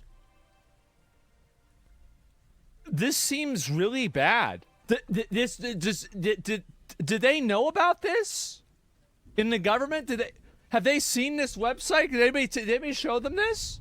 That's not how it works. Okay, so here's really, so this is what I think is interesting. is that even if you can't reduce the national debt to zero, every single thing, and this is one thing that I think should always, this is a big shift that I think has happened with companies, and I think it's because probably, you know, with Elon, I think is a big reason with doing how he did Twitter, is the idea that even if you can't reduce this number to zero, you should try to reduce it to, like, I don't know, 35, you know, instead of 36. Like, that would be better, right? I mean, shit. And so the problem really, just fix the deficit. Yeah, and also wealth per 500K. Yeah, this is insane. Revenue per citizen is 15,000. So you have the debt. So you have the debt is 107,000 and the revenue is 15,000. This seems like it looks like these guys are making AAA woke video games. This is a really, really bad return. This is like, bro, I'm pretty sure in some of these cases, Concord might have had a better return than this did. This is bad. Oh my God. Yeah, it's never going down. It's in fact going to rapidly increase due to a cumulative debt increase. Yeah, I mean, this is insane. Well, he goes, whatever. Okay, let's see here. And whatever, keep the EV solar incentive cuts in the bill, even go through no oil and gas subsidies are touched, very unfair, but ditch the mountain of disgusting pork in the bill. In the entire history of civilization, there's never been legislation that is both big and beautiful. Everyone knows this. Either you get a big ugly bill or a slim and beautiful bill. Slim and beautiful. I've been trying to tell people this about video games for the last 5 years. Bro, I've been saying this for over and over and over. Yep, see, there it is. It's the same with everything, right? It's a fat, retarded bill. Ain't nobody want a fat, retarded bill. And maybe I should tweet that out.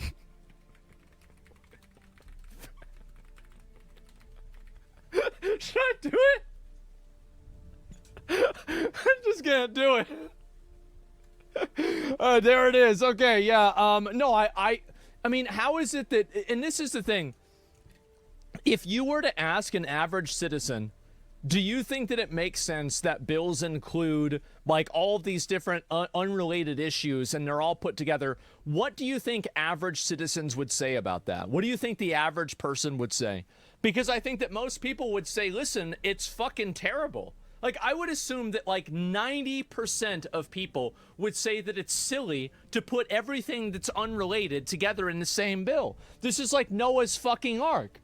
Think about it. And everybody knows that shit's fake. You can't have an alligator in the same boat with a chicken, or you're only going to have an alligator. So did Trump post about this as well? I bet he did. Let me go back and see. So here we go. The easiest way to save money. Okay. So this is the post. Trump just made this post. Elon was wearing thin. I asked him to leave. I took away his EV mandate that forced everyone to buy electric cars that nobody else wanted, that he knew for months I was going to do. Yeah, I thought, by the way, I thought this was public information. Because even I knew that Trump was getting rid of the EV mandate. I thought he said it, and I'm pretty sure even he said it with Elon in the room. Yeah, am I crazy? Yeah, I thought that's what it was.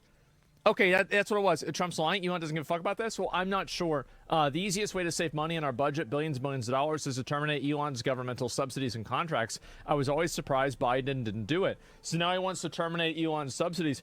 I don't think that's a good idea either. Like, I feel like this is, you know, this isn't good for anybody. And Trump just said that Elon didn't know on TV. Well, I'm not sure, right? Yeah, I mean, fair enough. Yeah, crash out. Why not? Because I think Tesla and SpaceX provide a value to the public that's beneficial. And I think the government helping fund private business that operates in a way that's beneficial for the public is a good thing. That's the reason why. It's pretty simple. Like, I'm fine with government giving subsidies to any company as long as the company is doing something that's in the best interest of the public, right? Well, this is more of it. Let me see if there's any more. Thank you, Mr. President. The criticism that I've seen, and I'm sure you've seen, regarding Elon Musk and your big, beautiful bill. What's your reaction to that? Do you think it in any way hurts passage in the Senate, which, of course, what is you're seeking? Well, look, you know, I've always liked Elon, and it's always very surprised. You saw the words he had for me, the words of, and he hasn't said anything about me that's bad. I'd rather have him criticize me than the bill, because the bill is incredible. It's the biggest cut in the history of our country. We've never cut. It's about 1.6 trillion in cuts. It's the biggest tax cut. You would say, people's taxes will go way down, but it's the biggest tax cut in history. It's we are doing things in that bill that are unbelievable. And when you look at what we're doing for small businesses, for people, for middle-income people, all of the things that we're doing, nobody's ever seen anything like it. And you know, Elon's upset because we took the EV mandate. Never seen anything like it. And you know, Elon's upset because we took the EV mandate, and you know, which was a lot of money for electric vehicles. And and Elon says that's not true, right? It's not about the mandate. Like he says, let me see if I can find it real quick. Where did he say this here? Fuck, where'd it go? And I'm not sure exactly where it went. Such an obvious lie, so sad. Elon's wearing thin, asked him to leave. The EV mandate. Yeah, I don't know. Like, I mean, he said that's not what happened, or that's not why he cared. A hard time, the electric vehicles, and they want us to pay billions of dollars in subsidy. And you know, Elon knew this from the beginning. He knew it for a long time ago. That's been in there. That's been, I would say, JD, that hasn't changed. That's been right from the beginning. Yeah, so maybe that's not the reason why he's mad. Like, I mean, wouldn't that logically make sense that, like, if this thing that was there the whole time, and like, I'm pretty sure Trump even, like, I don't know, maybe this is like a Mandela effect, but I remember Trump saying something about getting rid of a Biden or something like that EV mandate, and Elon was in the room at the same time. Am I crazy? Like, I don't know if somebody can find this clip or find this this video, but like, I remember seeing this too. That happened. I think it happened. The secretary, that hasn't changed at all, right from the beginning. But I know that disturbed him. He wanted, and rightfully, you know, he recommended somebody from that he, I guess, knew very well. I'm sure he respected him, but to run NASA. And I didn't think it was appropriate. And he happened to be a Democrat, like totally Democrat. And I say, you know, look, we won. We get certain privileges, and one of the privileges, we don't have to appoint a Democrat. NASA is very important. We have great people. General Kane is going to be picking somebody with our. We'll be checking him out, seeing, but he wanted that person, a certain person, and we said no. Yeah, what is this here? The EV mandate. The EV mandate is the Green New Deal, so he campaigned on ending it, and everyone knew it was ending. Yeah, I don't even. I don't know why. And you know, I can understand why he's upset. Remember, he was here for a long time. You saw a man who was very happy when he stood behind the Oval desk. Yeah. And even with the black eye, I said, "Do you want a little makeup? We'll get you a little makeup." But he said, "No, I don't think so," which is interesting. Somebody said that there was like him and like I think that Scott guy got in a fight over some bullshit. I honestly wish that we could bring back getting in fights in the Oval Office and getting in fights in Congress. Like, everybody says, like, oh, this makes them look bad. No, absolutely not. I totally disagree. I'm a big fan of getting in fights publicly over legislation. And the reason why is because if I have a congressman and I know that he's willing to throw down for me, he is willing to get in the arena and fucking fight it out for my money and my interests. All right. Okay, now we got somebody that gives a fuck, right? Fair point, yeah. Now he actually cares. You know they care. And very nice. He wants to be who he is. So you can make that anytime I see statement too, somebody I guess. fighting in Congress, I'm like, or anywhere in the world, I'm like, all right, this is a guy, this guy really means it. Look, Elon and I had a great relationship. I don't know if we will anymore. I was surprised because you were here. Everybody in this room practically was here as we had a wonderful send-off. He said wonderful things about me. You couldn't have nicer. Said the best things. He's worn the hat. Trump was right about everything. Well, I don't think Elon is really criticizing Trump. He just says that the bill is bullshit and it has a bunch of stuff in it that it doesn't need. I mean, I feel like that's very different than him. Like, Elon's not criticizing Trump as a person. He's not saying Trump's a bad president. He's not saying that Trump is, like, bad. He's just saying the bill is bad. Like, I feel like these are two very different things. And I am right about whose side are you great, on? Big, beautiful bill. This is the side that I'm on. I think that it would have been better if Elon stayed in the government and kept auditing different parts of the government. I was disappointed that he left. I was hoping that he would stay in the government for all 4 years and cut out all of the military overspending and everything.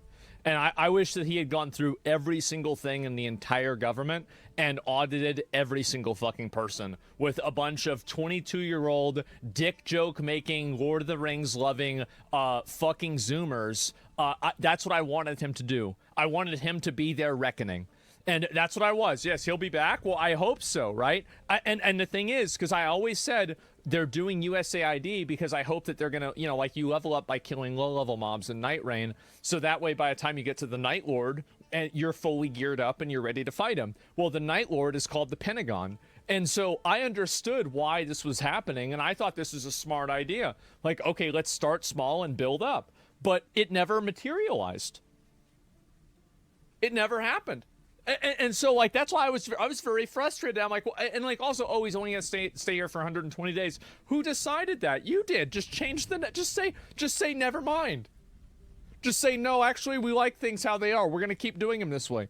What's the problem with this? DM Elon about this? You know what the funny thing is? I bet he probably agrees with me. He probably does. He probably does. It's probably the exact way he feels about it. Yes. And anyway, Trump wanted to wanted him to get into power. That's all. Well, I don't know. I mean, again, like Elon is being critical of Trump. I mean, I don't think you're really like I don't know. It's just like, for example, when I read this, I don't think that this is really being critical of Trump. This is and also like now like Trump is the one. Like, Trump is the one that made it personal with this tweet, right? In my opinion.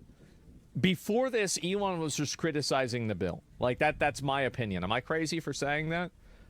Get Elon to go on stream? I mean, look, like, he's going to tweet out what he's going to tweet out. I still, like, I feel bad. I told them I was going to have like, I had that rat in my house, and then I had other shit. I still haven't gotten back to them with all the stuff for, like, X. I bet he's probably a little bit pissed off, right? And so, you know, like, that's it. And I don't want to message back until I have it done.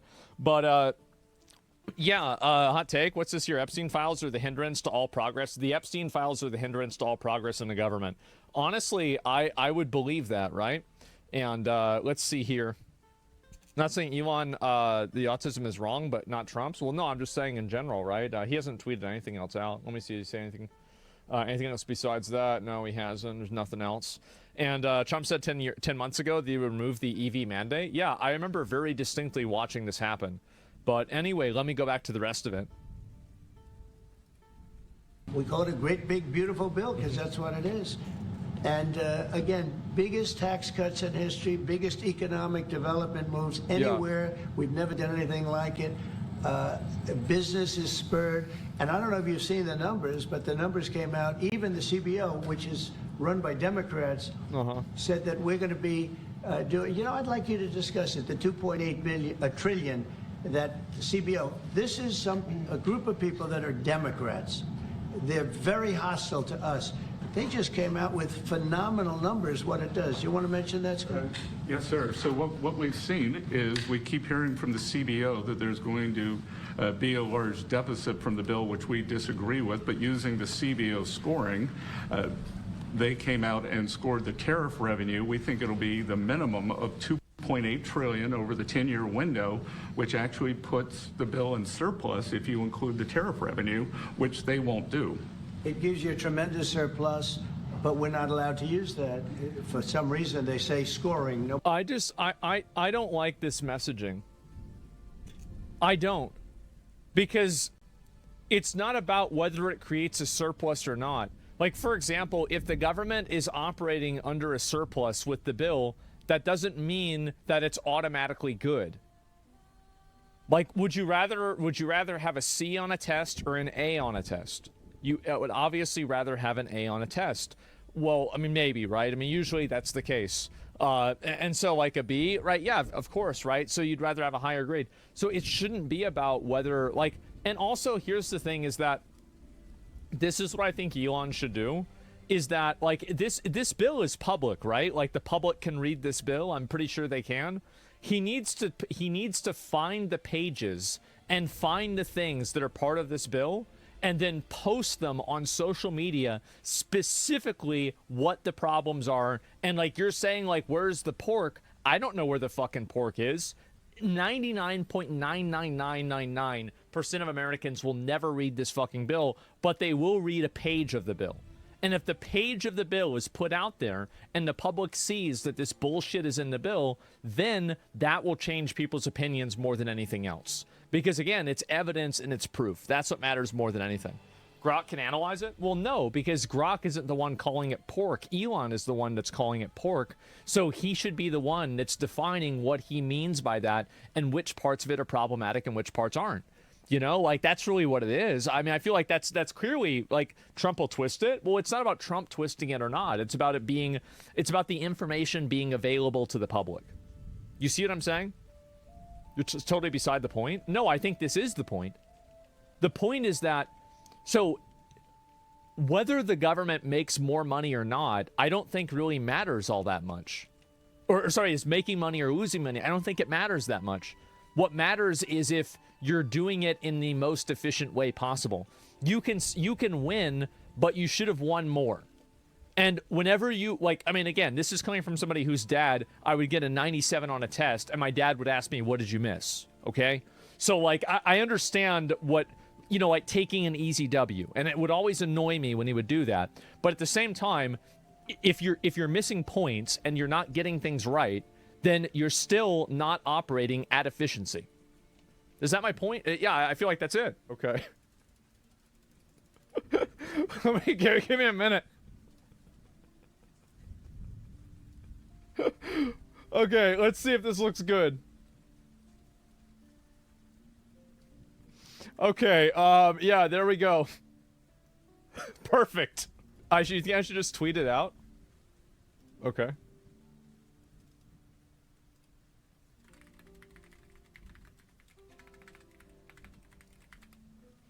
This seems like a problem. How about that? Tag Elon? No, he follows me. He'll see it. Yeah, no, it's fine. Well, let me see. Yeah, is this good? You guys like this? Yes? Okay, good. And, you might get retweeted? Yeah. Let me see. And, wow. Okay, perfect. Yep, there we go. And, I don't know. Like, I mean, somebody got to say it, right? I mean, shit. Time to drop the really big ball. Donald Trump is in the Epstein files. That's the real reason they have not been made public. Have a nice day, Donald Trump. Oh, boy. Yeah. The real reason they have not been made public. I mean, shit. Time to drop the really big ball. Donald Trump is in the Epstein files. That's the real reason they have not been made public. Have a nice day, Donald Trump. Oh, boy. And, yeah, what an interesting day, guys. Crashing out? Yeah, I guess so. I am so glad that Elon made this tweet. Do you know why? Because I love accelerationism. And him saying that Trump is in the Epstein files will move us one step closer to them releasing the Epstein files to either contextualize that or respond to him. I'm a big fan of this. I think this is great. Thank God. Let's see here. Do you honestly think if Trump was implicated in those files, the media and Democrats wouldn't have dropped that nuke? The reason why, so you bring up a very good point. If Trump was actually implicated in these files, why didn't the Democrats drop it? And do you want to know the reason why, I think? It's because they were implicated too. I think that they were both implicated, and the only reason that we're knowing about it, and this is also, like, I'm just making this up. Like, I'm guessing. Like, this is like a theory, okay? Is that they were all in on it. Elon Musk wasn't in on it because he wasn't really part of the government, and he's also younger than a lot of them too. So it would have happened before, like, he really kind of came into prominence. And so he comes in there and he sees this and he's like, what the fuck? Maybe. But like, and that's the most beneficial and the most generous towards Elon. Now, there could also be Elon Musk is exaggerating this in the same way that Trump is exaggerating, what do you call it? Trump is exaggerating the this bill, right? Or Elon getting mad about the bill because of this. So, like, they're both just, there's a good chance, again, they're both just making shit up about each other. Dude, if they don't release them after this, this is going to be, like, if they don't release them and they don't explain this, everybody is going to think Trump was actually on the island with, like, the underage girls and everything. I don't mind Elon turning against me, but he shouldn't have, but he should have done so months ago. This is one of the greatest bills ever presented to Congress. It's a record cut in expenses, $1.6 trillion, and the biggest tax cut ever given. If the bill doesn't pass, there'll be a 68% tax increase to make things far worse. I'm here to fix it. This puts our country on a path to greatness. Okay, so this is just whatever, right? This is the bill. I feel like the Epstein files are a bit more of a contentious topic now than the bill. Like, am I crazy for saying that? I think it's a bit more of a big deal. In light of the president's statement about cancellation of my government contracts, SpaceX will begin decommissioning its Dragon spacecraft immediately. Is Elon spiraling out? What is it? Let me just look it up. I'll look it up right now. What is the Dragon spacecraft SpaceX? The Dragon, is it for purpose invariance, Carbo Dragon, or Cargo Dragon? Key feature, missions, significance, first commercially built spacecraft. The Dragon marked the first commercially built spacecraft to service the ISS. Oh, man.